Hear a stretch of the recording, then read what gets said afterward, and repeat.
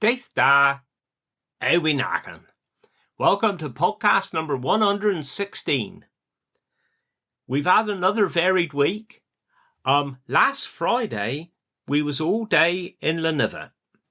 In the parish church in the morning for David's funeral. Very sad. I've known David for many years now. We've conducted a lot of the family funerals. And it was awful sad a few weeks ago when I heard he was poorly. And we had a brilliant service, I must admit. 'Twas lovely. As we was going in the church porch, the family put out his wellies there on the side with a bit of binder twine and everything. Made a little arrangement out of it, And we had the bales at the front where we put the coffin on. And of course, we had the Land Rover hearse. You may have seen, I did put a few photos on our RJ Bray Facebook page. So 'twas a lovely send-off. The church was packed, people standing at the back. Very sad day. And another sad funeral in the afternoon. Well, they were all sad, really. I know I keep saying another sad one, but all funerals are sad. And this was for Joyce. And 'twas only a few months ago we conducted Joyce's husband's funeral. And this was in the Methodist chapel there, other side the road in Laniva, just opposite where the garage used to be. And I always remember Father saying that garage in Laniva used to be the busiest garage in Cornwall. Well, of course, it's gone now, but that was before there was the bypass and everything. But again, I put some photos on because we had the service in the chapel, and then we went up to Innes Chapel for their little cemetery there where we had the burial. And I know I've spoke about Innes before. Lovely little chapel. I think it's got gas lights. There's no electricity up there. And Joe took a photo of the inside before she turned the gas lights off. So she gave me that photo and I took one of the outside as well. And it's a lovely chapel. Hardly anybody knows 'tis there. So 'tis lovely and peaceful. Really is. Friday evening, I had evening off. 5 of us went to the Regal Cinema here in Wadebridge to see Gladiator 2. So that was myself, Phil, Al, Neil and Brian. And it was a proper film, it really was. Al come and pick me up, and we all went over in his pickup truck. When we come back, he said, "I'll take you down to your house." I said, "No, don't you worry, I'll get out at the top of the lane." Well, I wish I had. I mean, Al, he's one of the best grave diggers around. Fantastic. But he also does a bit of demolition. And that's a bit awkward when you don't want him to do it. Because he did drop me off and he went a bit too far forward over the curb there near me cottage. And he did scat down a bit of the wall. So that's a little repair job. We're hoping to get that sorted at the weekend. But if you want a wall scatting down, Al's your man. If you don't want scat down, he'll still do it for you. Going back to last week with the song about Carbis Bay, I must thank me mate Laura Henwood down at Newquay. She sent me the lyrics and she also sent me a link with the Augie men singing it. 'Tis actually called Baby Train. And then a bit later on, her partner Mike there, he sings in the Newquay Rowing Club Singers, and she sent me a video of they singing it as well. So you can go on, if you go on YouTube, look for the Augie men, and then you'll see Baby Train. And like I say, all is gay in Carbis Bay, and that's the place for me. You may have seen photos on Facebook of our workmate, Charles Kessel. Dear Charlie, he was the president this year of the Cornish Winter Fair. Now, I think that originated from what was known as the Fat Stock Show, which used to be held here in town, and then gradually it moved up to the showground. Or as Mick Bear used to call it, Cow Day. But 'tis the Cornish Winter Fair now, and 'twas lovely. Charlie was the president. You'll see photos there of him in his Cornish tartan, his national tartan waistcoat. And so not only at the moment has the world got President Trump, it's also got President Kessel. As far as the weekend went, I did work most of the weekend, to be honest. And this week we've been a few different places. Started off up St. Mabon.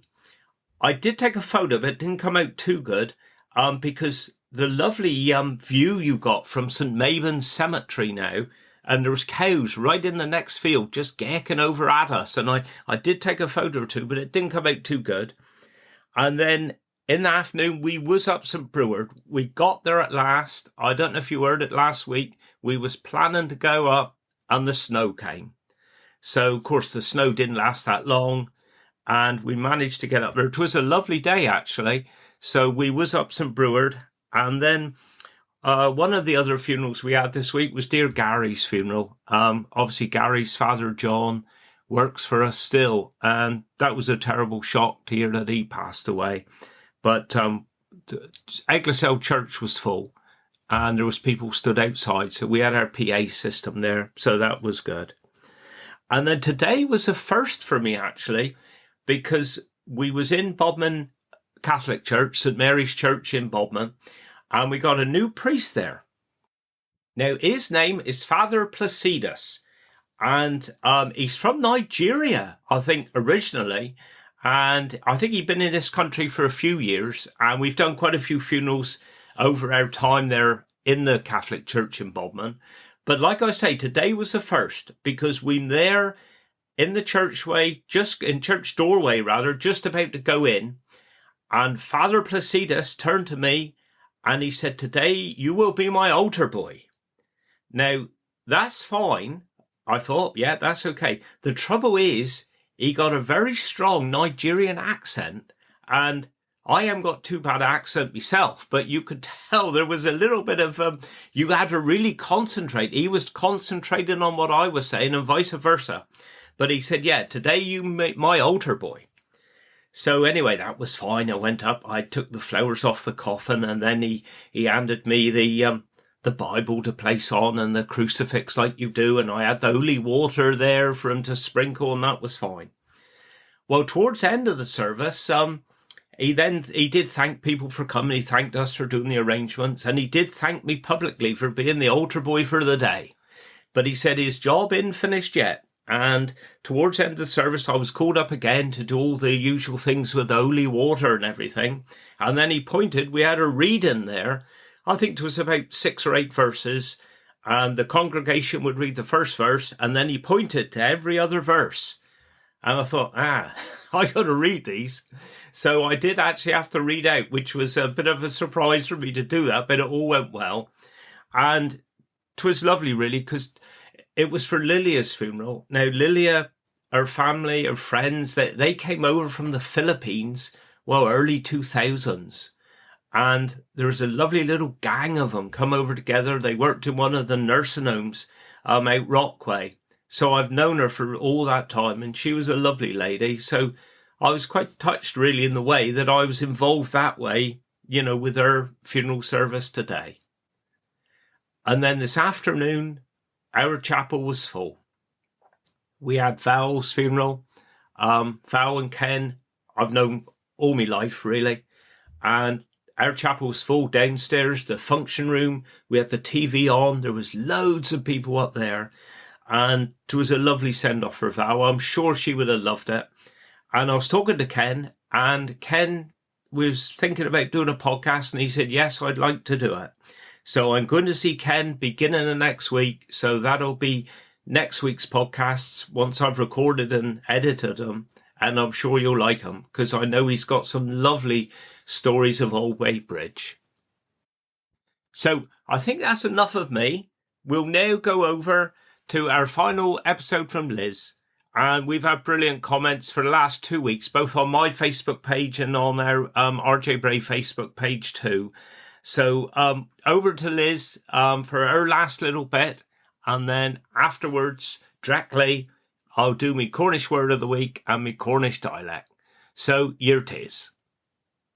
I got 1 or 2 other memories that you might like to hear about. When we moved into Rock Lane, there was a man called Mr. Bellringer, and he used to come around selling logs on the back of his lorry. And he'd come up Rock Lane. Of course, 'twas Rock Lane then. If we went to school, you had to go up Rocky Lane. It was really rocky. Killhouse up the top. And he'd come around with his lorry, and we kids used to run out. And the first ones out there, he'd give them £0.50 to go around knocking on the doors to ask people, any wood today, Mrs. C? And back then, we'd get up on the back of the lorry and ride up the road. You wouldn't be allowed to do it now, would you? No. And I used to love doing that. And look, times have changed so much. I know I'm going back a long way, but like we'd come out of school, run down over the hill, down over Quinnick's Hill, down to the station, get on the train. Well, then 'twas single carriages. You could get about 8 in a carriage, I think. Right. Yeah. And you go down straight through Weybridge, right through the town. Yeah. The gates was there, yeah.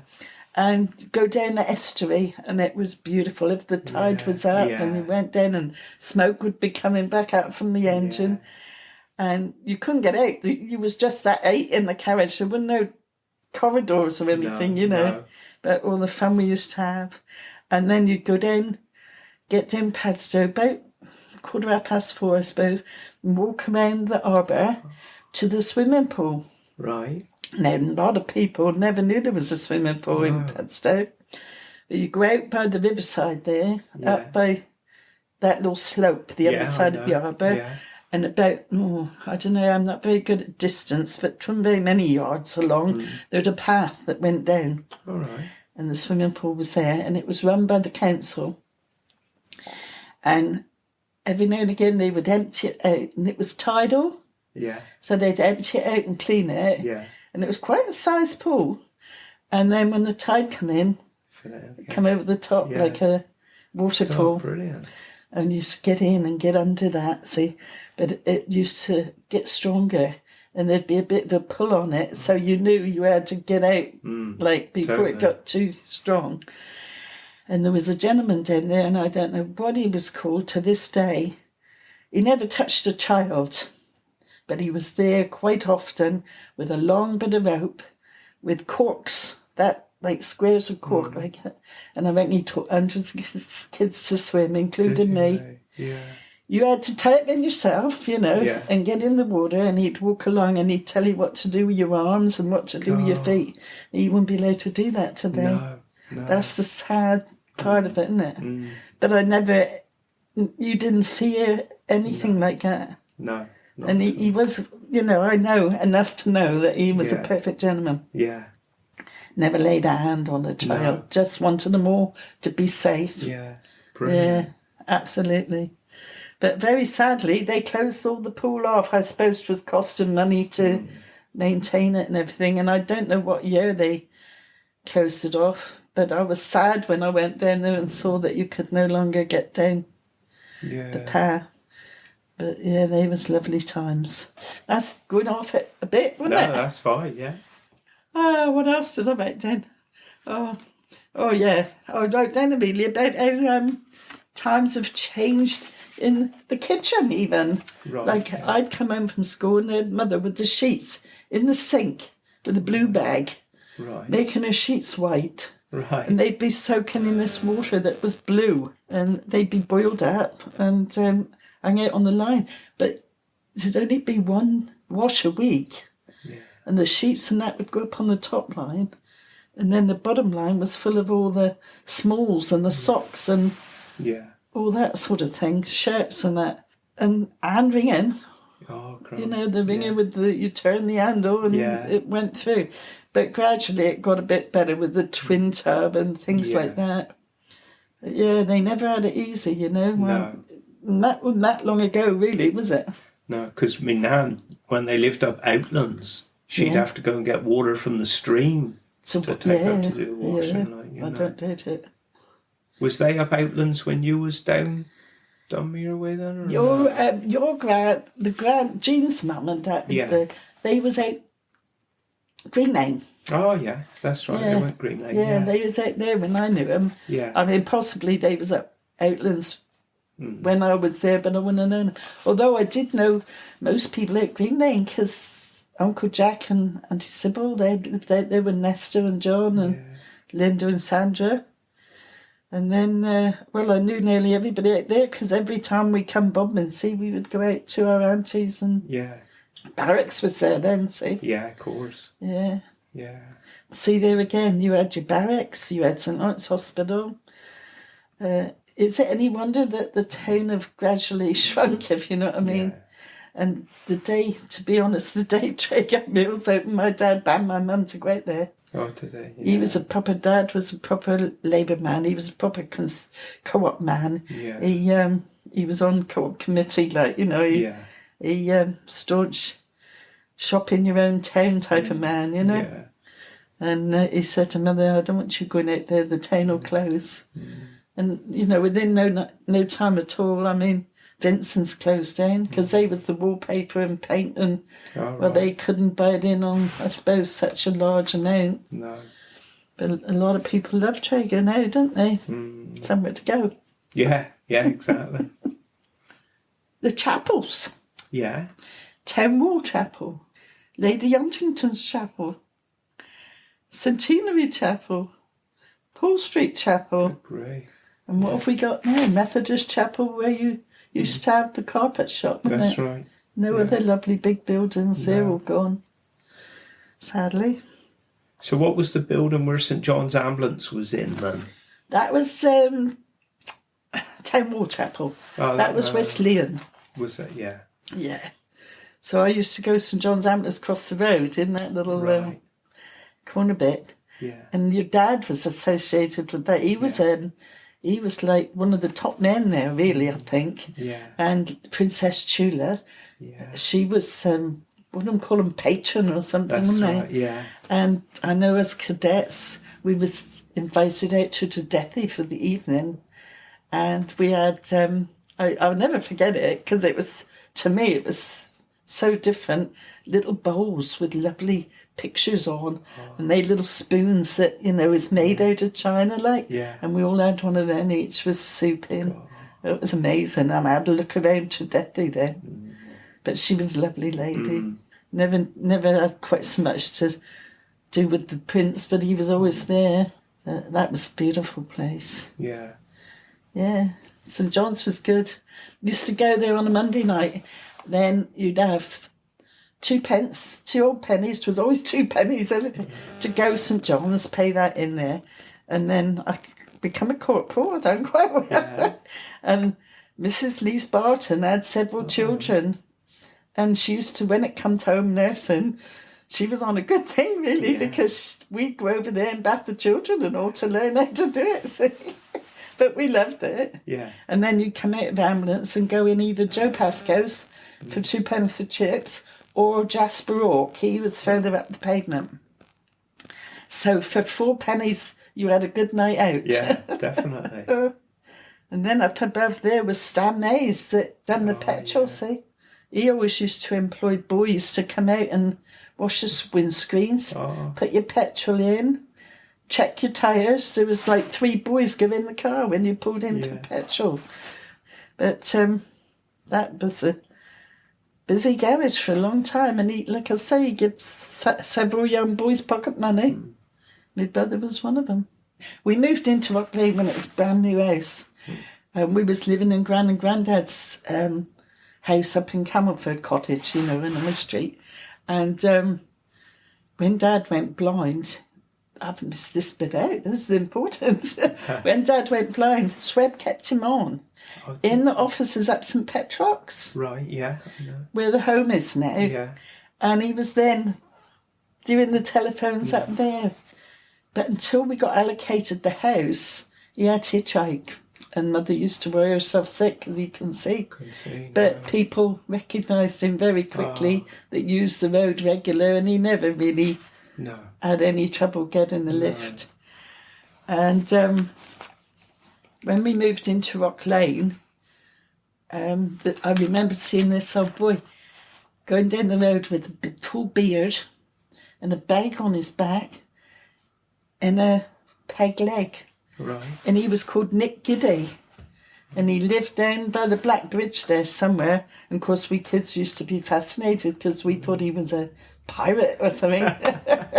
But I think he must have been well, I don't know what he was. No. Whether he was a sailor or something at one time. But he seemed to be a bit recluse, never see him talk to anybody. No. I'd be interested if anybody knew really what Nick was.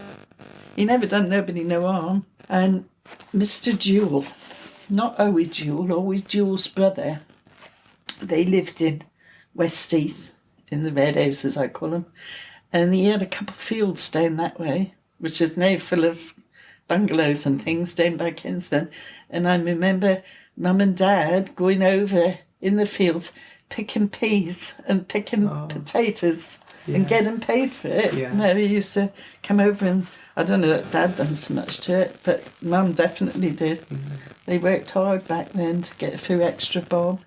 Another memory that always sticks in my mind, I mean, I come home from school for lunch, because we used to come home dinner time, go up over Rocky Lane to school, walk home and up over again and home again at the end of the day, and come in the door and the fire would be lit and Mother would have yeast pluming up in the bowl. Yeah. She used to save all her old lard paper and put over the top, and the tea towel over the top, and you could smell it when you walked in the door. Yeah. Beautiful. I once so keen when she was making piccalilli, though, because the turmeric didn't smell half as nice. But I don't know. Hayley still does a bit of pickling, but I've never bothered with it much. My grandsecond, she was called Elizabeth Chenoweth before Ross Poldock was ever heard of. Yeah. Yeah. Proper old name, isn't it? And she was a bit of a prankster. And my mum and dad, when they got married, they went to Tintagel for their honeymoon, because there was a play on in... They got married on the 23rd of December, and there was a play on in the Round Table Place, what's it called, the hall? Yeah, I know you. And my dad was doing the lights or something. All right. Because he could see back then, of course. And they had their honeymoon up there with a friend of his called Jim Fooch, stayed in their house, like. And when they come home, Mum said they never had no indoor toilets back then. And they'd have, I call it goes unders, a little potty under the bed. And Gran had put Andrew's liver salts in the pot. Oh, no. In the pot. Mother said, I thought, whatever's happening? But she was really wicked, apparently. I only knew her when she was poorly, but I think that's where my dad got it from. Because even though he couldn't see very well or whatever, he was always the life and soul of the party. Yeah. Cattle market. Dublin cattle market. Very busy cattle market on a Thursday. Where was that to? By the fair park. Oh, right. You know where the house is there? Corporation Terrace, they used to call it. I don't know what they call them now. Yeah. Up above the shop. Just opposite there. There's obviously houses in there now. Mm. And there was great big trees along by the fair park. And we had a dog called Scamp. And Jeff was never very keen on going to school. But his job was to take the dog for a walk in the morning.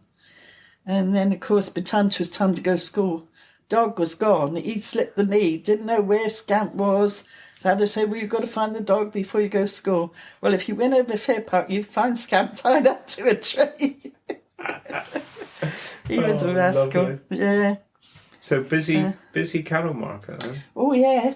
And I used to love it. You come home dinner time and you could go in around, like, you know, you weren't allowed to get too close, kids, but going around and the sheep pens, the auctioneer would be walking on a platform down through the middle and he'd have his pad up there and he'd be doing all the gibbering, you know, lovely to listen to. And they had like a cafe place in there and you could smell the pasties. That was from Adrian and Dawes. Adrian and Dawes pasties, that was where Macaulay's is now, the hairdresser in Bobbin, you know. And they was quite different to Barnicott's. They was more flowery on the top. I see, yeah. But yeah. And you'd see the old cows being put around the ring. But there was also, in that cattle market, two lovely carriages. I never knew where they went. I don't know. No. They probably failed a bit over years, but they was undercover. But the front was open. Like as kids, we used to go in and sit in them, and we was king and queen, like you know. Yeah. Yeah. But there's Shuey out now. Priory Park. talking about shooing out.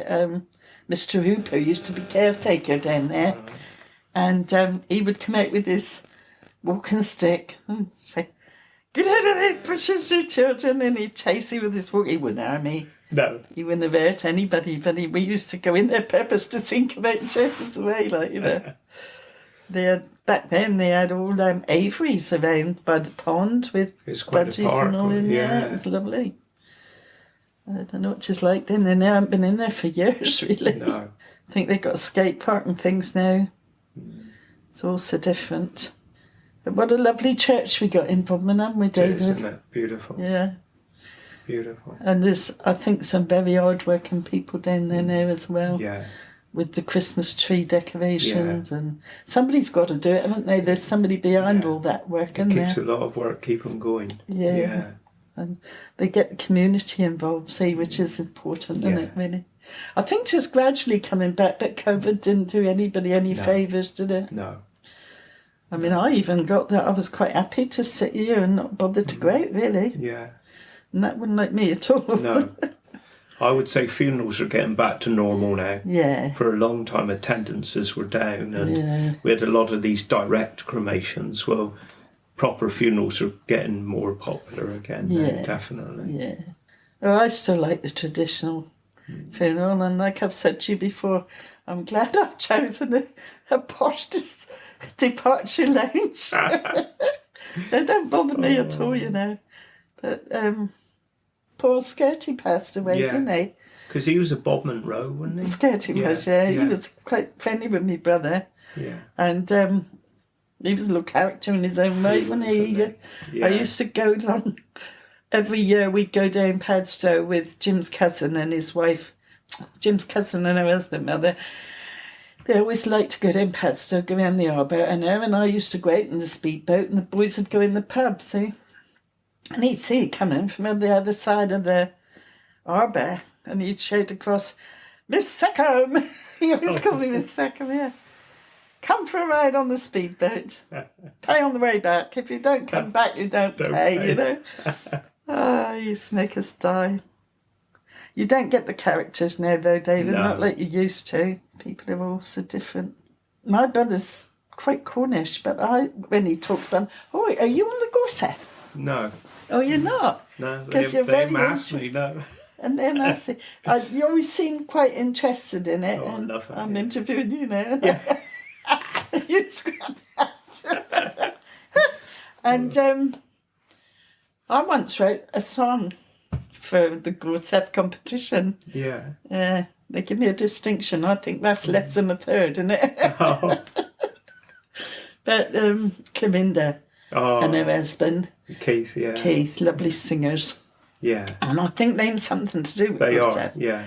And they said to me one day, "Do a bit of poetry or write a song, will you, and enter it?" Like, I said, "I'll give it a go." And if I say to somebody I'll try, I like to try and carry it through. So I done it, and I got a nice certificate. Yeah, that's brilliant. But yeah, I enjoyed doing it, really. But I've been tempted to take it to Jenny out Millpool and say, "Oh, but having a go at this," but I've never had I think it might be a load of rubbish. I've never had the nerve to do it yet.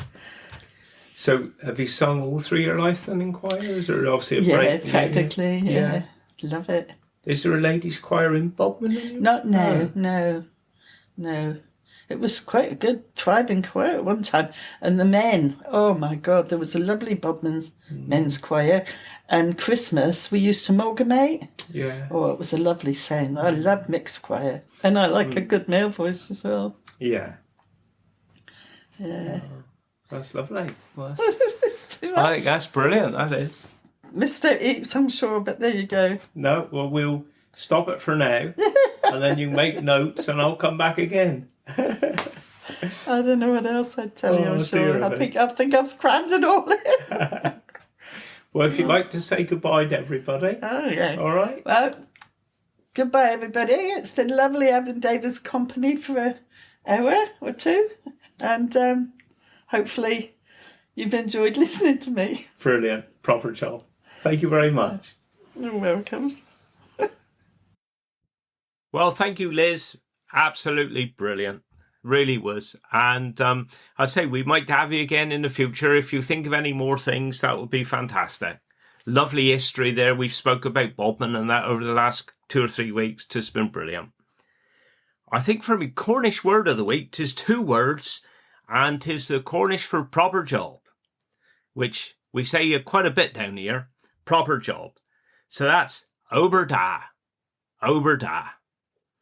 And for me Cornish dialect, I don't know if it is Cornish or no, but if you see somebody and they've done something wrong and they're looking a little bit like embarrassed, not anxious, but a little bit embarrassed or something, you can tell that they've done something. You always say they're looking a bit sheepish. Looking a bit sheepish. So that's me dialect for this week. Right, well, that's it now. I've got a busy week coming up, end of the week. This is only Wednesday. I want to crack on and do this because Friday I got Weybridge Young Farmers Club coming to have a look around work in the evening. So I thought I'd got to do this today and tomorrow and then crack on again. So I will speak to you again next week. Wish you well. Do Guinness. Carnobus Ficken.